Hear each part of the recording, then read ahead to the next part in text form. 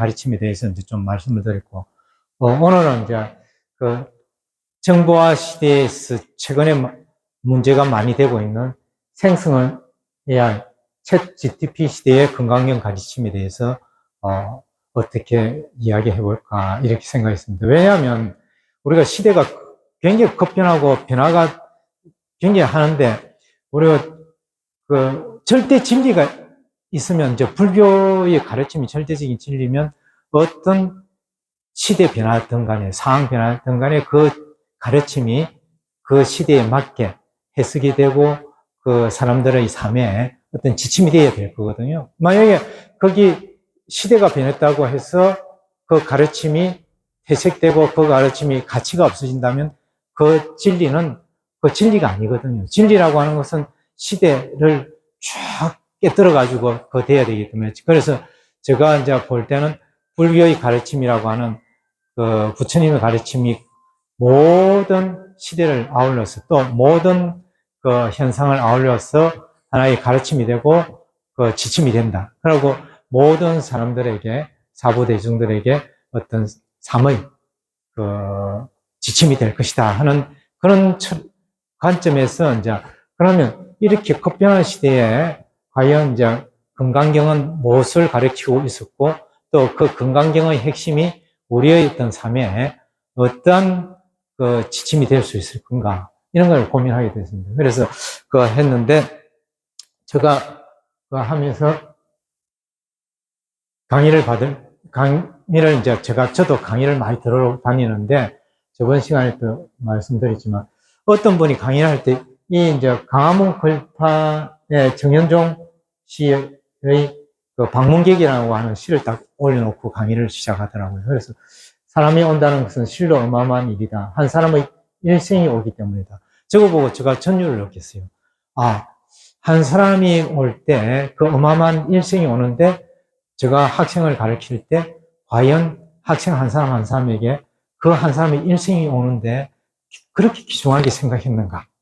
또 그렇게 귀중한 가르침을 하기 위해서 노력했는가? 그런 걸 하니까 전율이 오더라고요. 그래서 제가 그 다음부터 강의할 때 이걸 떼어놓고 학생들한테 너희 옆에 오는 친구들, 동기들, 누구를 만나든 간에 그 사람이 굉장히 소중하다. 그 사람이 일생이 오기 때문에 소중한 것이다. 그래서 가볍게 보지 마라, 이제 그런 이야기를 해요. 우리 오늘 이 모임에서도 이렇게 이제 많이 모였다면 많이 모였고, 작게 모였다면 작게 모였지만, 이런 모임을 하고 같이 오게 된 것은 굉장한 그 인연일 뿐만 아니고, 각각의 일생이 모여가지고 이렇게 있는 거거든요. 그래서, 이제, 온 사람이 작다고 이렇게 하기도 하고 이러는데, 제가 이제, 강의를 할 때 항상 인용하는 것이, 유마경의 유마거사의 작은 집에, 이제 사리불이 와가지고 이 작은 집에 누가 이렇게 많은 사람이 어떻게 들어올 건가. 이제 이러하니까 이제 유마거사가 알아듣고, 쓸데없는 걱정하지 말라고 신통력을 보이니까 그 8만 유순의 그 사자자가 3만 2천 개가 들어와도 하나도 그 빈틈이 없고 모자르지 않고 무너지지 않았다는 거예요. 그래서 이 법자에 또 이제 그런 거예요. 이 사람이 도량이라고 하는 것은 눈에 보이는 도량보다도 내 청정한 마음이 도량이요, 뭐 깨끗한 마음, 그런 것 같이 각자의 도량이 이렇게 이어 있고, 또 아까 내가 뭐냐 하는 이제 우리 최현희 회장 말씀도 있었는데, 내가 뭘까 할 때 요즘 이제 컴퓨터 시대가 되니까 뭐냐면 호스트 컴퓨터가 있고 게스트 컴퓨터가 있으니까 컴퓨터 하나하나가 예를 들면 메인 컴퓨터가 온 세상의 컴퓨터를 연결하고 있어요.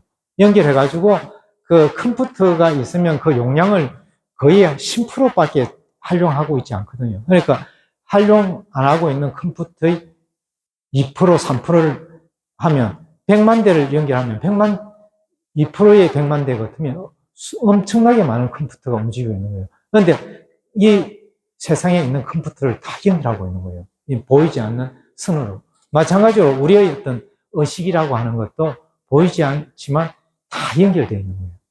그러니까 내가 어떤 그 인간이라고 하는 것을, 생명이라고 하는 것을 하나의 기계적으로 볼 때는 이 단절된 이 기계지만 정신세계의 무한 우리가 의식이 이렇게 연결될 때는 우리가 화장으로 또 연결되기도 하고 여러 가지 연결된다고 또 하는데, 그래서 연결되어 있기 때문에 내가 와서 들을 때 내하고 관련되어 있는 모든 사람들이 같이 와서 듣고 있다고 생각하면 되는 거예요. 그리고 또 어떤 이런 법회가 열릴 때는 인연 있는 많은 그 신장들이라든지 선신들이 같이 자리에 하고 있고, 그래서 이게 엄숙한 자리예요. 그래서 이 법회에서 하는 말은 굉장히 귀중하고 그 무게가 있기 때문에 말 한마디 잘못 것으로서 그냥 농담 삼아 말을 하면 그 죄가 안 되는데, 이 이제 법회에서 말이 잘못되면 그 전백장 후백장에서도 말 한마디 잘못한 걸로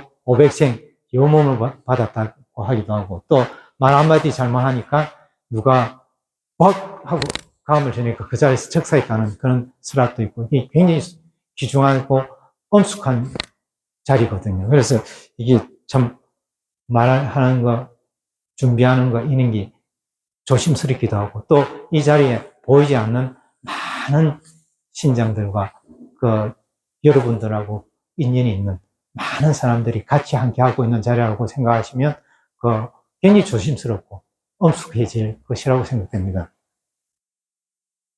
그리고 이제 이 시도 이제 장석주 시인의 그 대추 하나 있는데, 대추가 저절로 붉어질 리 없다. 저 안에 태풍 몇 개, 천둥 몇 개, 벼락 몇 개.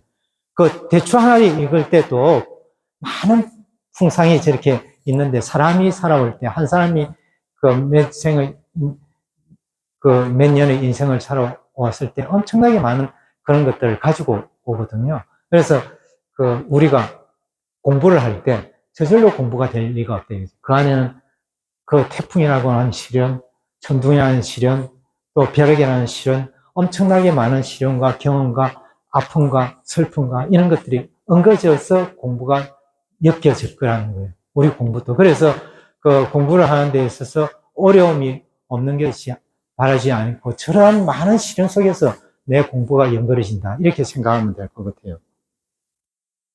그리고 이제 나태주 시인의 풀꽃이라고 하는 것이 이제 25년간 강화문 걸판 중에서 가장 인기가 있는 건데, 그 자세히 보아야 예쁘다, 오래 보아야 사랑스럽다, 너도 그렇다 하는데, 이제 나태주 시인이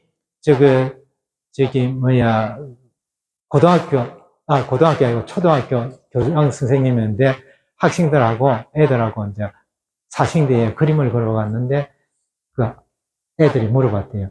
교장 선생님, 어떻게 하면 그림을 잘 그릴 수 있습니까? 이러니까 나태주 선생님이 자세히 봐라 이거지. 오래 봐라. 그러면 잘 그릴 수 있다는 거예요. 우리도 그 불교를 어떻게 공부를 잘 할 수 있을 것인가 하면 자세히 봐야 된다.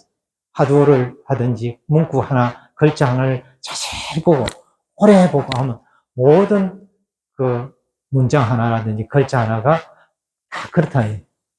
그래서 우리가 공부하는 것이 예뻐 보이고 사랑스러워 보이고 이런 경지가 돼야 됩니다. 다른 사람이 볼 때는 미쳐 보이겠지만 그게 사랑스러워 보이고 예뻐 보이고 아름다워 보일 때 그때 공부가 연결해진다는 거예요. 이제 우리가 정보화 시대가 딱 되면서 제일 처음에 정보화 시대가 될 때 세상에서 어떻게 이야기했냐면, SNS고 이런 정보가 많아지면 세상이 굉장히 발전할 것이고 민주화될 것이다. 왜냐하면 모든 정보가 주어지니까 정보를 통해서 세상이 밝아질 것이다 했는데, 우리가 이거 보면 트럼프 앞선 언론만이 몰랐다. 우리는 대한민국 언론 말고 미국 언론사는 또 어떻게 여론을 조작했느냐. 이제 이게 되는데, 그 트럼프 현상 이후에 미국에서 어떤 이야기를 하냐면, 민주주의 가장 위험 요소가 정보라는 거예요. SNS. 왜냐면 옛날에는 신문을 볼 때는, 신문은 그래도 나름대로 이 보편성을 가지기 위해서 다양한 의견과 다양한 주장을 했는데, 우리가 유튜브를 보고 SNS를 볼 때는 자기가 보고 싶은 것만 보는 거예요. 확정 편향이 돼가지고 진영 논리에 의해서 이쪽 진영에서는 암만 좋은 걸 해도 틀리고 이쪽 진영에서 암만 나쁜 걸 해도 맞는 거예요. 그래서 올바른 판단이 안 되고 자기가 듣고 싶은 것만 듣고 보고 싶은 것만 보게 되면서 거기 민주주의의 가장 위험 요소가 됐다는 거예요. 그래서 세상을 보는 눈이 이 짧은 시간 동안 정보화 시대라고 하는 짧은 시간 동안 판단 기준이 그렇게 달라졌다는 거예요. 그래서 우리가 어떻게 판단할 것인가 참 애매해진 거예요. 그래서 우리는 왜 변해야 되냐면 지피지기면 백승이라는데 이 도마뱀이 환경에 따라서 변하지 않으면 잡혀 비키거든요. 그래서 그 환경에 따라서 바뀌고 변해야 돼요. 우리 모두도 환경에 따라서 변해야 돼요. 변하지 않으면 변하는데 어떻게 변할 것인가? 이 시대가 어떻게 흘러가고 또 이 흐름이 뭐고 세상의 변화를 알고 나를 알고 그래 해야만이 백전백승을 할 수 있다는 거예요. 그러면 세상의 흐름에만 따라가면 되느냐 할 때 그게 아니다는 거예요. 흐름에만 따라갔을 때 내 주체성이 상실되고 그랬을 때 나는 누구냐 이거죠. 이런 이제 물음이 생기게 되는 거죠. 그래서 오픈 AI라 해가지고 챗 GTP인데 이제 챗 GTP는 채팅한다 하잖아요. 대화로 주고받거든요. 그러면 내가 정보를 찾을 때는 키워드를 넣어가지고 하면 키워드 정보를 보고 또 내가 의식을 해가지고 그 키워드에서 그거 하는데 채팅하듯이 이야기를 하니까 누군가 대화에 빠지듯이 기계와 이제 대화를 하기 시작하는 거예요. 대화를 하기 시작하니까 내가 다른 사람하고 대화할 필요도 없어요. 기계와 대화를 해도 되는 이런 시대가 와 있거든요. 챗GPT라는 것이. 그래서 얼마 전에 현대 불교에 보니까 이런 게 나왔더라고요. 일본에서 AI 상담 봇 성녀 문담 개발을 화제가 됐는데, 이제 젊은 세대 불교 유입 계기가 기대된다고는 했지만, 이제 사람과 대화를 하지 않고 기계와 대화를 하는 거예요. 기계와 충분히 이제 저자서는 이제 상담했던 내용들을 쭉 해놓고 올리면, 그러니까 내 마음을 너무 알아주는 거고, 내 비밀이 유지되는 거고, 그러니까 사람하고의 어떤 단절 상태가 올 것이라는 거예요. 그것뿐만 아니고 똑같은 거기에서 이제 소프트웨어 학과 교수가 AI도 바른 암이 필요하다. 오염된 지식 습득 AI는 불량품이다. 그런데 정보에 있어서 그 데이터를 많은 데이터에 의해서 어떻게 오염됐는가 안 됐는가 기계가 어떻게 인식할 거냐는 거죠. 그런데 우리가 지금 데이터를 엄청난 데이터가 쏟아지는 데이터의 대부분이 양극단의 극단적인 논리들이 막 쏟아지고 있거든요. 어떤 게 옳은가 또 판단할 수가 없어요. 그래서 바른 암이란 데이터를 습득해야 되는데, 바른 암이라는 것이 뭘까? 이제 여기서부터 인간의 본질적인 고민이 나오는 거죠. 생성 AI 시대, 챗 GTP 시대에서 우리는 무엇을 어떻게 해야 될 것인가? 또 금강경은 이러한 가르침을 깨뜨리면서 어떤 가르침을 주고 있는가? 그래서 옛날에는 훈민정음 창제 당시에 이런 글자가 있었대요. 이런 글자가 있었는데 세모짜리 글자가 없어지면서 시옷과 이용으로 바뀌는 거예요. 시옷과 이용으로 바뀌면서 또 아래 점은 아로 바뀌면서 삼과 암이라는 것이. 그래서 옛날에는 삼과 암이 하나의 혼연일체가 된 거예요. 삶 속에서 암이 오고 암 속에서 암이 삶으로 실천되고 삼과 암이 했는데 지금은 삼과 암이 분리된 거예요. 그러니까 내의 암은 내가 아는 정보는 정보대로 내 삶하고 별개의 것이 되는 거예요. 그래서 지행일치가 돼야 되는데 지행일치가 되지 않고 있는 거죠.